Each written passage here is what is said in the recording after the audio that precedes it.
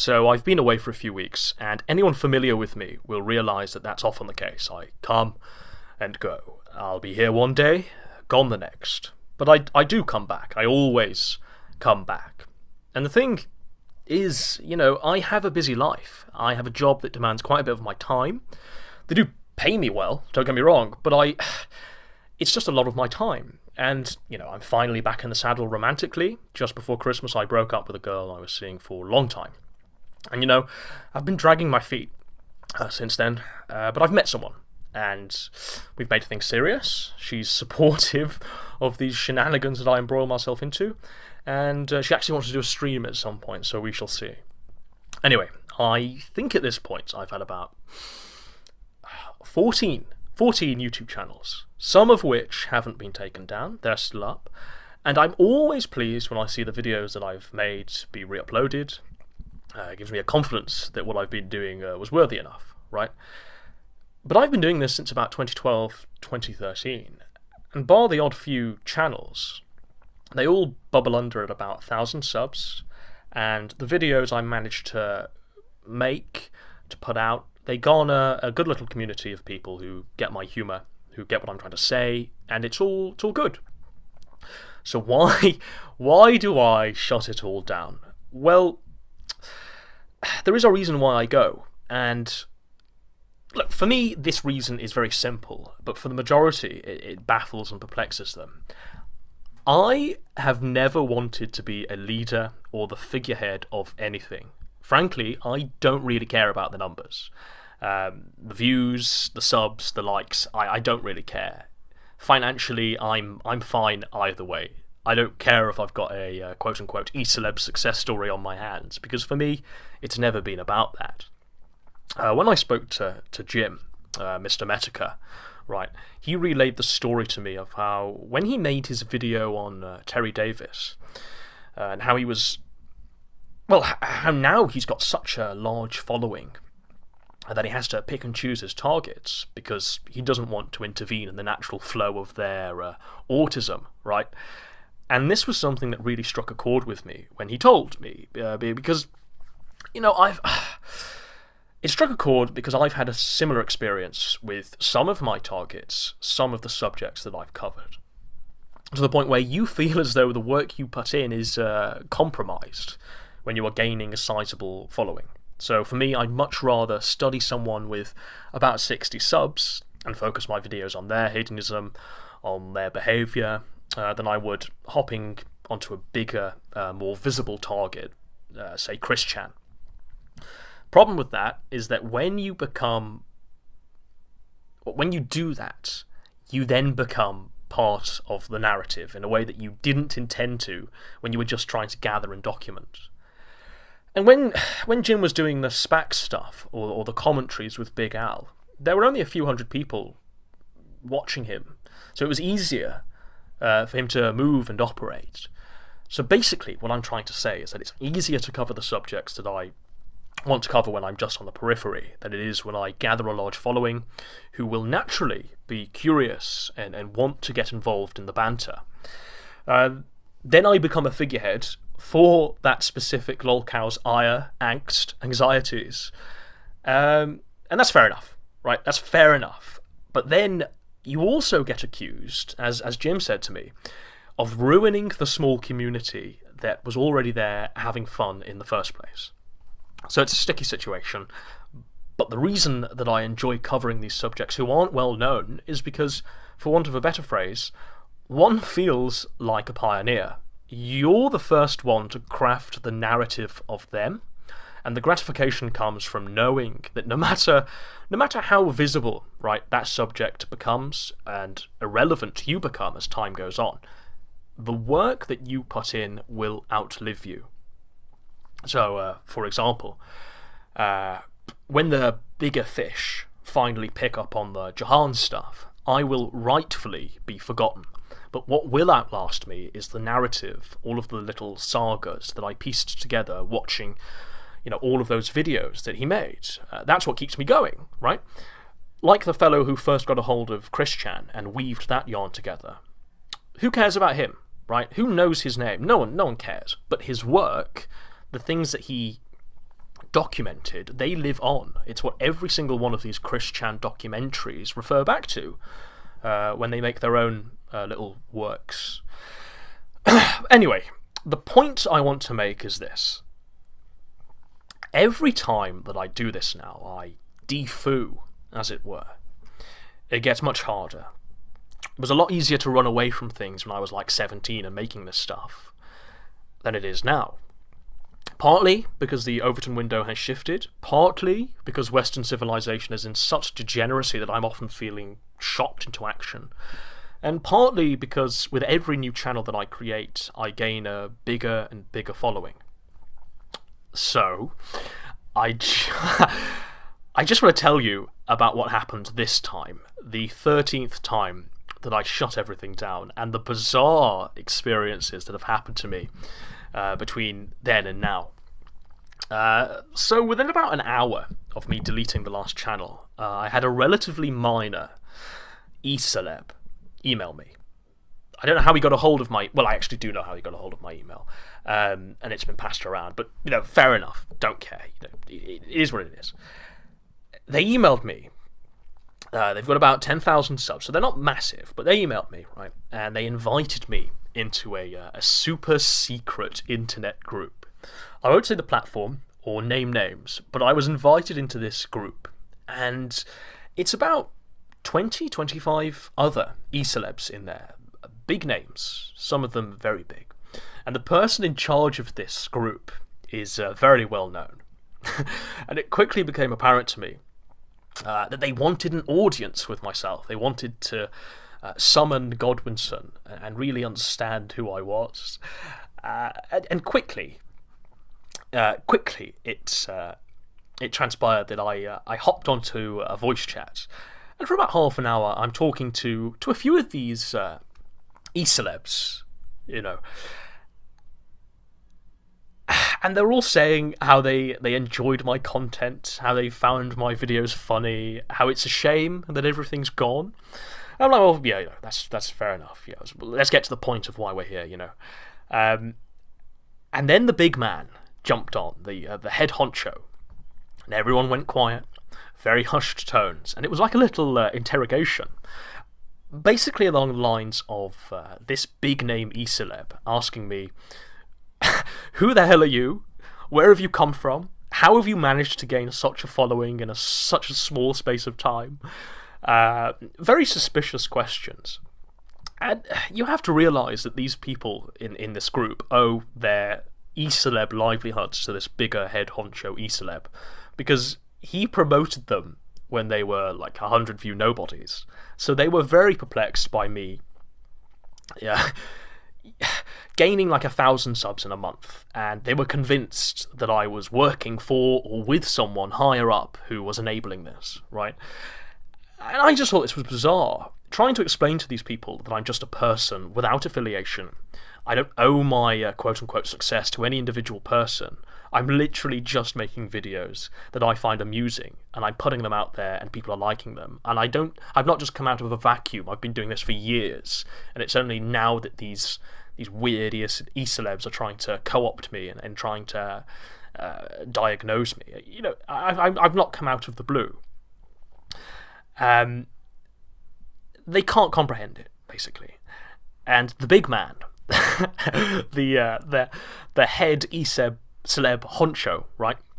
He reasoned that I was actually on their side, on the side of them, and how it would be, quote-unquote, funny if I came back as Godwinson and declared that I'd converted to something, so that they could present themselves as being in on the joke the whole time.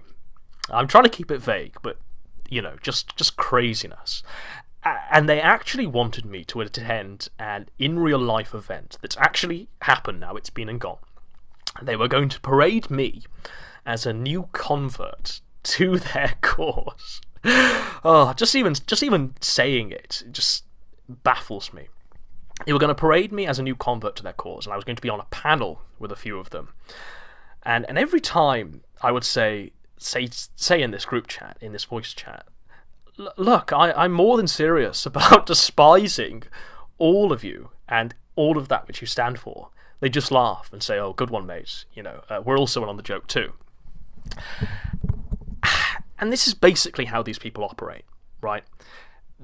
Someone like me, like Godwinson, will come out of the blue, make a video criticising them, showing them to be figures of ridicule and not adulation, telling you not to fucking give them money. And they can't comprehend how that can happen, because on YouTube you must show deference to those with a higher sub count, or else you're going to fall to the wayside. Well, no. I say fuck that, and fuck you. I'm going to have my opinion, I'm going to voice it, and I'm certainly not going to pretend to be friendly with these e-celebs in order to climb the greasy pole of Patreon shekels. No, it's just not going to happen. Anyway, before I move on to what happened next, this group of well-known e-celebs, they're constantly deciding on the next topic for the videos that they're going to make as a group. And what they do is they say, "Oh, this is what we'll cover. Someone being arrested, feminists, Antifa, any topic, etc. I'll keep it vague." But they decide on the news topic, and then they systematically work out how they're going to cross-post, interpromote, shill each other's videos on the same topic. And what this does is create this sense of relevance, of breaking news, when in fact it's all manufactured. They're literally setting an agenda for the purpose of maximum pennies. They even...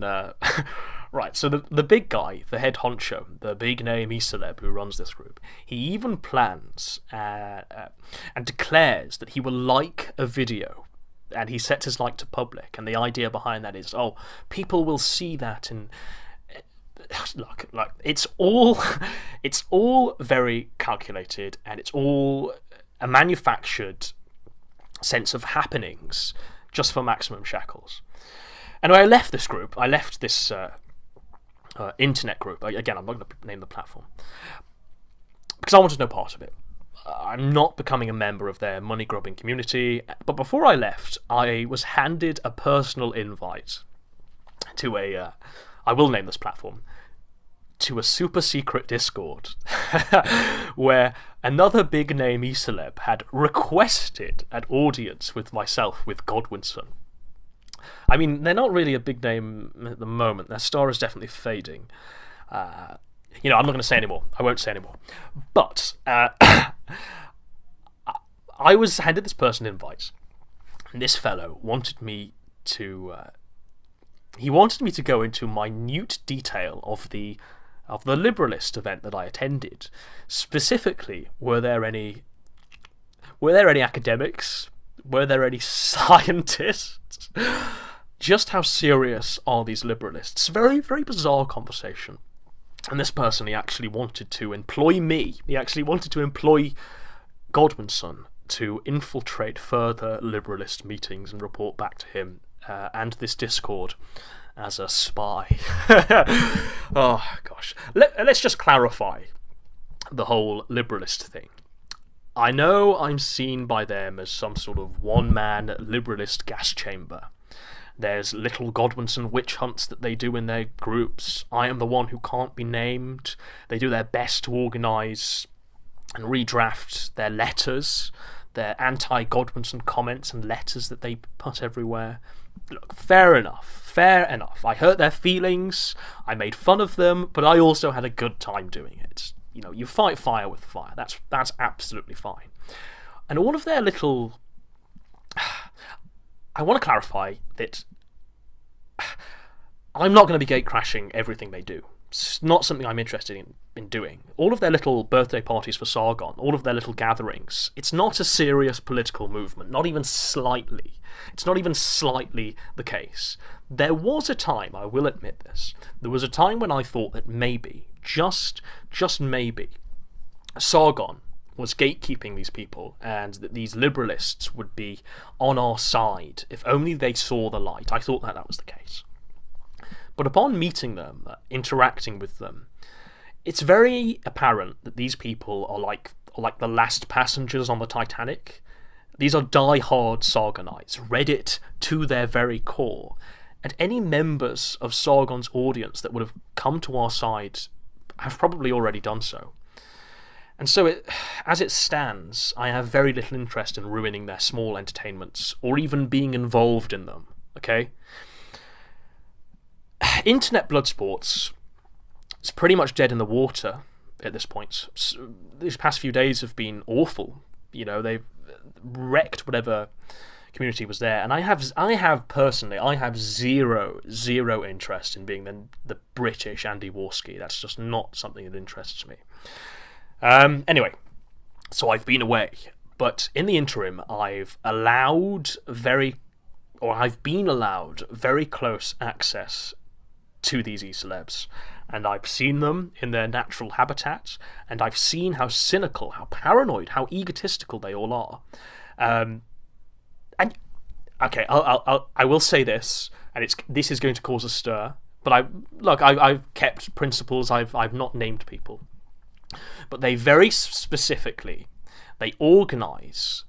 How to phrase this? These people, these e-celebs, are very active in the chans. They're active in 8chan. They're active in 4chan. They are reading the threads. They're reading the threads about them. Of course they are. And the way when they're in these groups, the two groups that I was in, both of them do this.